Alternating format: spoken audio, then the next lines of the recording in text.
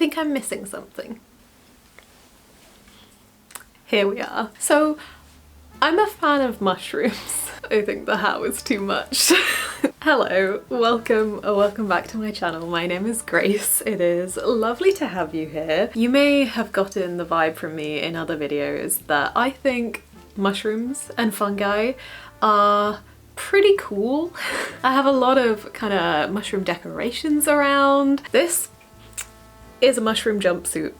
It's one of my favorite items of clothing that I own. There's something about them that just feels so special and strange and alien in such a fun way, and I have a vague idea of the science behind fungi and how interconnected they can be with other forms of life. I just find them really interesting, but I've never actually read any books myself on fungi and how they work, and this is something we're gonna fix this weekend. I have had this one book, The Secret Life of Fungi by Aaliyah Whiteley, for over a year now, and I've really been meaning to get to it. It was on my list, I think, of books to read this year. It's very short, which I think is the perfect introduction, and it's also described as very lyrically written. I know that Aaliyah Whiteley has also written stories, fiction about mushrooms and other things, but a lot have kind of mushroom themes to them, I think. So I think this could be the perfect perspective to get me into the more non-fiction side of things, because non-fiction is an area that I don't read as much in. And I've kind of known for a while that I wanted to do a mushroom themed reading vlog where I got to this one and some others. And so when I found out that Sherwood Forest, as in the Robin Hood Sherwood Forest, is hosting a fungi day this autumn with a lot of talks on the science behind them and some guided nature walks through the forest where you can find different species, I instantly thought, because that is not too far from me, I have to go and I have to make it part of this reading vlog. So it is finally time. We're doing it, folks. So the one book I definitely do want to finish this weekend is The Secret Life of Fungi, but I do have a few more. I also have a teeny tiny one. This is Hello Fungi by Nina Chakrabarti. This is a kid's book, really. It's like a little illustrated guide, but I just think it's so cute. I actually got both of these books for free back when I was working my bookstore job, because they were both on the list of books that we could order in, and often instead of sending us proofs or ARCs, they would just send us finished copies, which was such a perk. But it has been an embarrassing amount of time since then and I have not read them yet. So this one should be very easy to get through, and I think should just have some cute fun facts and really gorgeous illustrations in there as well. I know I already love the art style of this one. I love mushroom art. And then I have a book that's actually on the way. I think it is getting delivered today, but it hasn't shown up yet. And that is a collection of fungi themed short stories, but I'll tell you more about that one when it actually gets here. I did feel like I needed a little bit of fiction in there to balance things out though. So right now it is Friday afternoon. I had a half day at work this morning, so I got to come home. So I think Chris and I are gonna head to a cafe. He's gonna get some writing done. He's working on a book right now, and I'm gonna get some reading done. I think I'm gonna get started on The Secret Life of Fungi, and hopefully this will be the perfect introduction for me. I also need to pick up some ingredients because I think I'm gonna make ramen tonight. I thought this would be the perfect time because I can add lots of funky mushrooms to it. So let's get started on our mushroom themed weekend.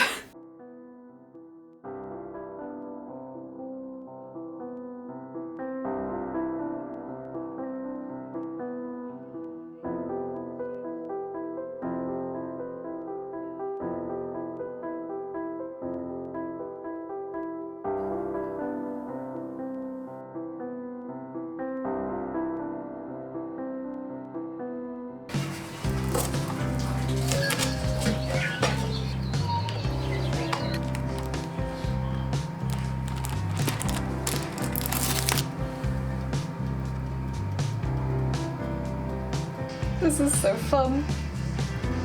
So you enjoy your trees? I am.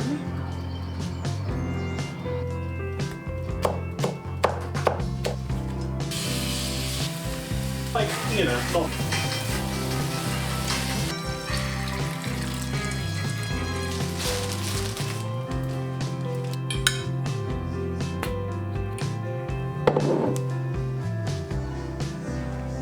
think I f***ed it. How's that? It's just the soy, man. It just moves mad.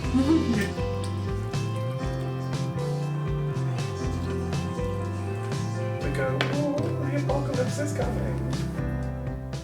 Good morning. It is Saturday morning now. We are about to head off to Sherwood Forest to find some cool mushrooms. I honestly was feeling pretty white yesterday, so I only got about 40 pages in to Secret Life of Fungi, and I'm unsure how I'm feeling so far. I have learned some interesting things. It's been talking about some special types of fungi that can eat through plastics, so would really help with the massive amounts of plastic waste that we as a human race have made. One thing I'm beginning to wonder is if I am coming at nonfiction in the wrong way, because I've really struggled to get into it recently and in the past. And I think it might be because I am looking for the same things that I look for in fiction. So like a gorgeous writing style, lyrical musings, all of the kind of atmosphere that I crave in fiction. And I'm wondering if I would actually prefer nonfiction that was a bit just more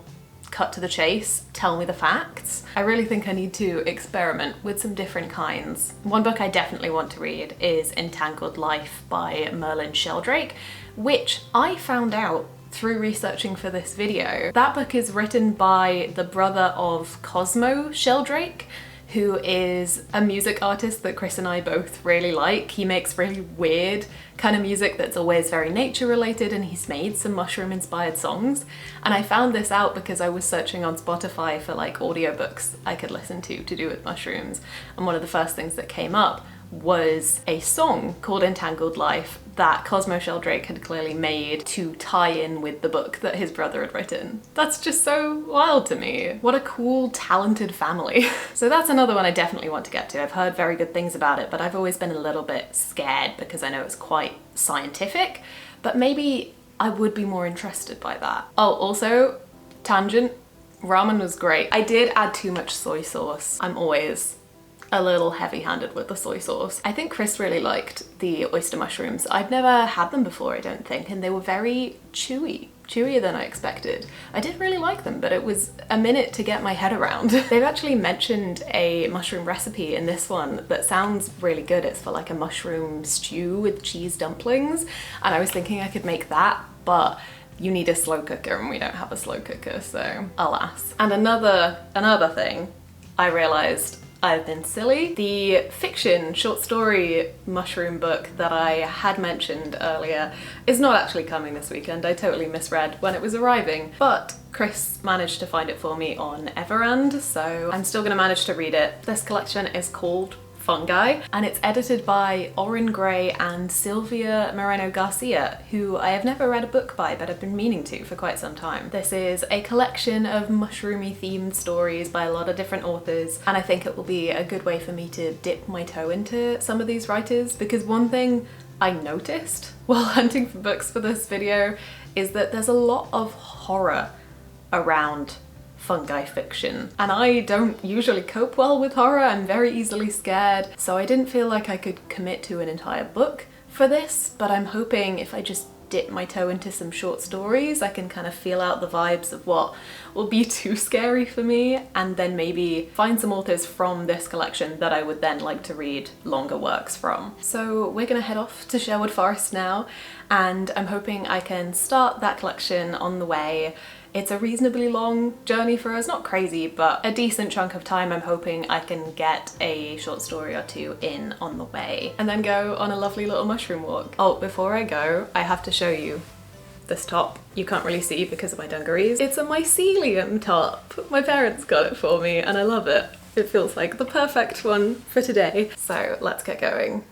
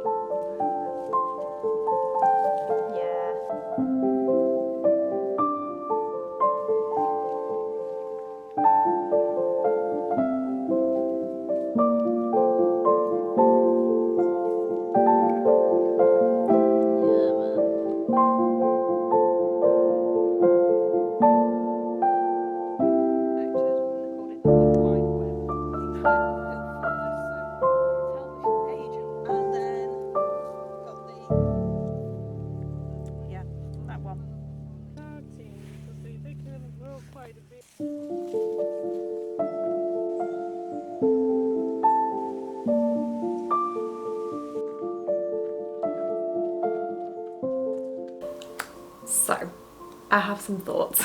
First of all, the mushroom walk was so cool. It was with two amazing women from the Wildlife Trust who really knew their stuff.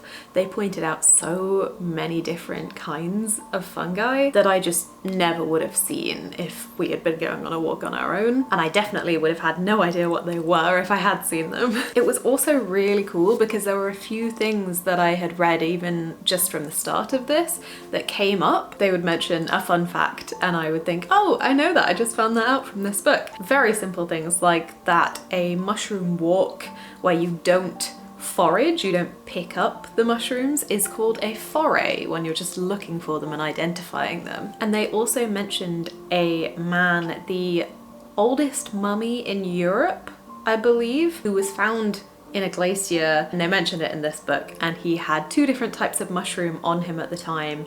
One of them they believed was for medicinal purposes and the other one was used for tinder, basically. So it was cool having those moments of, ooh, I know this, I just read about it. I'm about halfway through this one now and I am finding it a little bit easier to read now, but there are still moments where I'm kind of like, can we speed this up a bit? You know, can we get to the actual science and the information?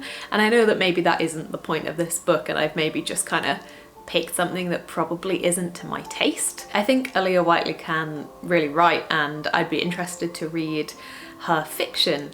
However, this brings me on to the other book that I tried to read. I started during our journey to Sherwood Forest the fungi collection. I can't do it. I got halfway through, a little over halfway through the first story and I just felt sick to my stomach. I've never really read body horror before, and I wouldn't say this is a spoiler because most horror-y mushroom fiction has body horror in it at some point. Very much a theme, but yeah, not for me. I just couldn't do it. I could feel it kind of sparking my anxiety. As someone who has grown up with anxiety and found that books can be really triggering for me in the past, I really appreciate trigger warnings. They're very useful, but at the same time, you can't always predict what is going to be triggering for you. For example, my favourite book that I've read so far this whole year was The Tainted Cup by Robert Jackson Bennett, and there is a lot of kind of infections and creepy fungi in there. The book opens with the main character finding a man who has died because a giant tree grew out from his chest. And that was my favourite book of the year. I don't know if any of you have experienced that, if you have certain things that kind of set off your anxiety or you know you're just really not going to enjoy in books, but you don't always know where the line is. Because why did that one kind of body horror really work for me and I really enjoyed that book, and this one I couldn't even get through a short story? I don't know. But I think I'm really realizing, I was wondering if maybe I could try and dip a toe into horror a little bit more, but I don't think I'm ready for it yet, at least. And it's made me realize that there is not really any mushroom fiction, at least that I've been able to track down, that isn't dark and gruesome and grotesque. And I get it, I get the association between mushrooms and fungi and alienness, creepiness, this kind of taking over of humanity or a kind of parasitical nature, because that is what fungi can be like, and that is quite a gripping part of how they work. I can understand why you would be inspired by that to write something, but that's not all mushrooms are. They also have really interesting symbiotic relationships with nature a lot of the time. One of the things I just learned in here is that orchids cannot grow without mushrooms. Their seeds don't have any energy within them the way that other plant seeds do. So the only way that a seed can actually grow into an orchid plant is if some fungi comes along and gives it that energy. And thus far, at least, we have not figured out what the mushroom gets back, if this is actually an exchange or if the mushroom is just kind of giving them energy as if to be nice. I just think mushrooms are fascinating in many, many ways, and they don't all have to be dark and spooky. We can have the dark and spooky, but please, can I just have one nice, fun, cozy mushroom story? Chris was asking me what I would love to see in a mushroom story, and I think the thing that came to mind was like a story about a mushroom witch, maybe a cozy fantasy where this witch was harvesting fungi, using them in their potions, using some kind of fungal magic to help that symbiotic relationship between the mushrooms and the rest of the forest or the rest of the environment. I would love to see that. I would find that so interesting. Maybe once again, it's just one I need to write myself. If you know any like happy, cute, cozy fungi fiction, please recommend it to me, please. This is such a weird vlog. It feels like everything that is not reading has been going great in this video. I loved going out on a little walk today and getting shown all of these new species. I loved making ramen last night, but the actual books, I'm gonna head to bed. I'm hoping I can finish this one in the morning. I don't have all day tomorrow to film. I'll probably wrap this video up sometime after lunchtime because I'm meeting some friends in the afternoon. Maybe I'll just read this one in the morning too to cheer myself up because it's colourful and pretty. I think that's what I need. Okay, see you in the morning.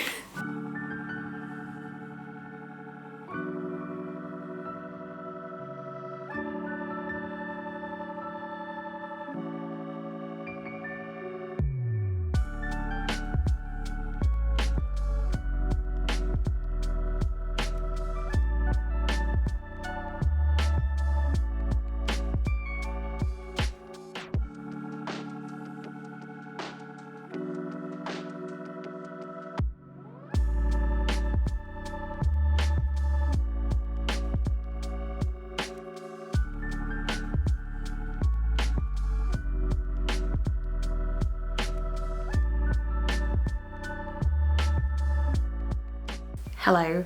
It is Sunday evening now, actually. I've been out with some friends this afternoon, but I am back to wrap up this very strange vlog. I do feel like I need to clarify, by the way, because all you can see of my shirt is MILF.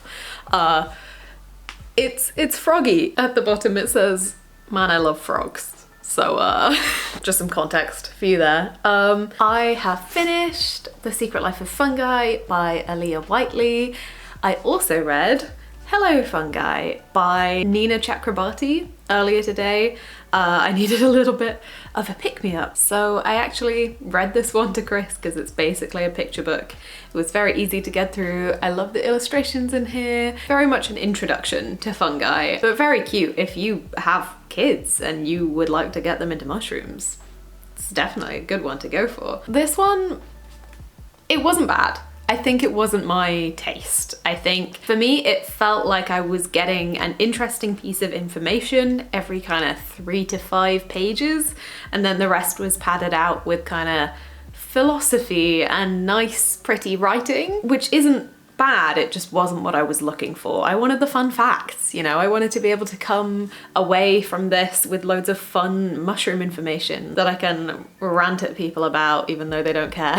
This video really did not go how I expected it to go. I love mushrooms, but the books I've read about them recently really haven't paid off in the way I wanted. But I had a nice weekend. It was really cool to go on that mushroom walk yesterday, and I did learn some cool things from this. I think that I would like to give Entangled Life by Merlin Sheldrake a try, because the thing I've heard about that is that it's very scientific and kind of fact heavy, and I have been scared off by that in the past, but now I'm beginning to wonder if I might actually be more engaged by that. But I think I'm gonna have to give mushrooms a little bit of a break for now. It's also probably not helped by the fact that I can feel a reading slump coming on. Just in general, everything I've read recently has been a little bit kind of not what I was hoping it would be, and I can't quite figure out what mood I'm in, but I also keep reading things specifically for videos. I'm very much a mood reader at heart, and while I love